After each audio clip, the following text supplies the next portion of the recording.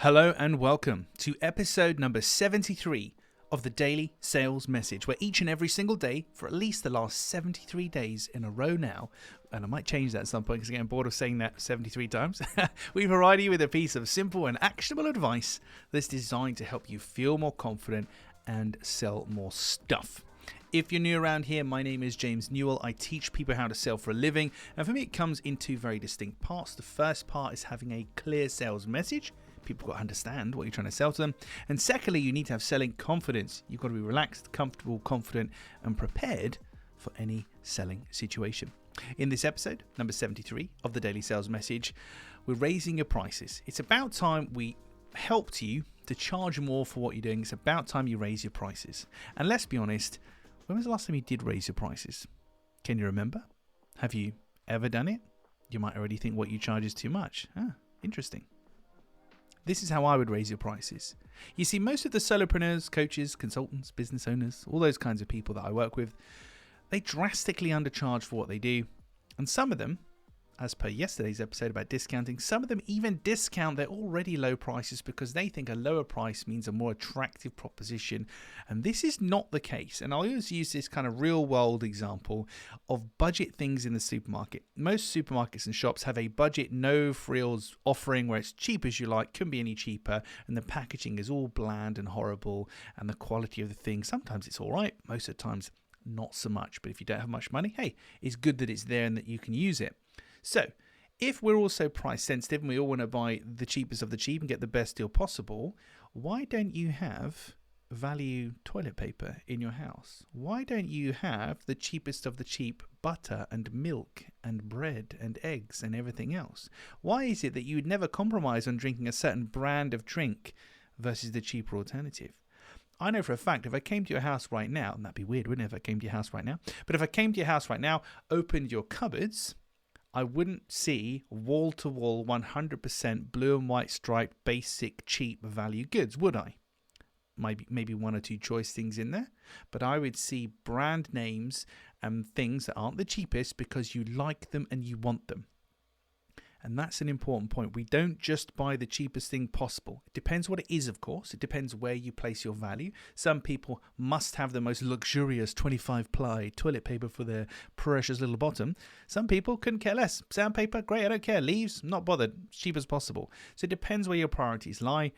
But the point I'm making here, in this bizarre example, is that we don't always buy the cheapest of the cheap thing. However, when we're selling, for some reason, we think we have to have the cheapest offering. It's got to be really, really low price, etc. And as I nearly said there, low value. A lower price often communicates lower value, and a higher price often communicates higher value. So by charging less, we're kind of communicating to people that maybe it's a lower value offering, even though 9 times out of 10, or even like 10 times out of 10 with the clients I work with, it's not the case. The lower price reflects the confidence they have in their offering. For me, price is confidence in numbers. Price is confidence in numbers. Another example for you, and then I'll get into how we're going to raise your prices. And that is, if you go to a restaurant, and in the restaurant, on the menu there, all of the main meals, £15, £15, £15, £6, £15, £15, £15. Are you going to buy the £6 main meal, the one that's less than half the price of all the others? Probably not. And why are you not going to buy it? Because it represents a risk. Is it lower quality? What's wrong with it is probably what you're thinking in your mind. What's wrong with that? Why is that so cheap? So we get suspicious, we move away from it. The reason it's probably only £6 is it's a new dish that the chef has created, and he's lowered the price to get people to try it so he can get some feedback. But by lowering the price, he's potentially scaring people away. Fascinating stuff, isn't it? Fascinating stuff. But this happens on a daily basis. So, loads of different things we can do to help you raise your pricing.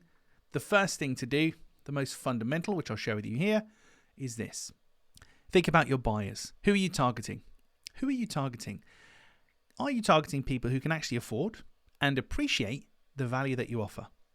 Almost sounds so simple, like I'm taking the mickey and I'm being flippant and blasé. But most of the time, undercharging results because you're just targeting the wrong people. You might be dealing with people who say, wow, that's expensive, haven't got that money, how can we justify this, blah, blah, blah. Oftentimes, that's more reflective of the people you're talking to than the actual offering and price that you have. If we use this analogy of selling cars, if you've ever been to a supermarket, particularly here in the UK, you will sometimes see local car showrooms will bring a selection of cars across. They'll have, Renaults, Peugeots, etc. Put them outside, some balloons, open the bonnets, etc. Because people that shop at Tesco's and Aldi and Lidl, they might buy a Renault and a Peugeot, etc. It's the right targeting for the right market. If the local Rolls-Royce dealer bought a £300,000 Rolls-Royce Cullinan to Tesco's car park, put some balloons on it, and tried to sell it to people, I can confidently say they probably wouldn't sell any. That's not because the Rolls-Royce is terrible, it's because of its position. It's not in the right place.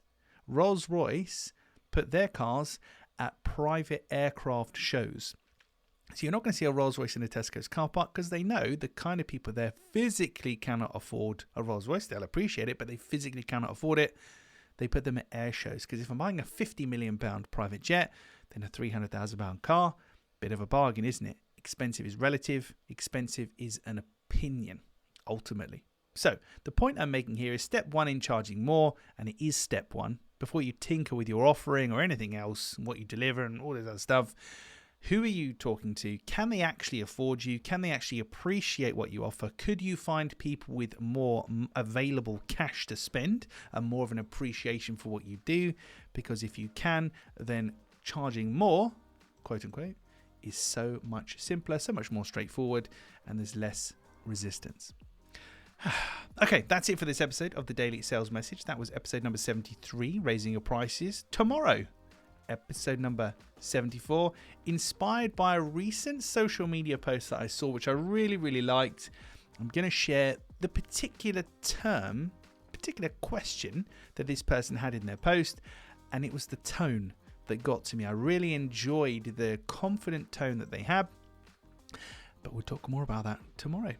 That's it for this episode. Thank you for listening as always. If you haven't already, please feel free to leave a comment, a like rating if you're on YouTube, or a review if you're on a podcast platform. The more interaction and feedback and comments and ratings and things we get, the more people that we can reach with our daily sales messages. That's it for today. I'll see you tomorrow for episode number 74 of the Daily Sales Message. Watch your tone.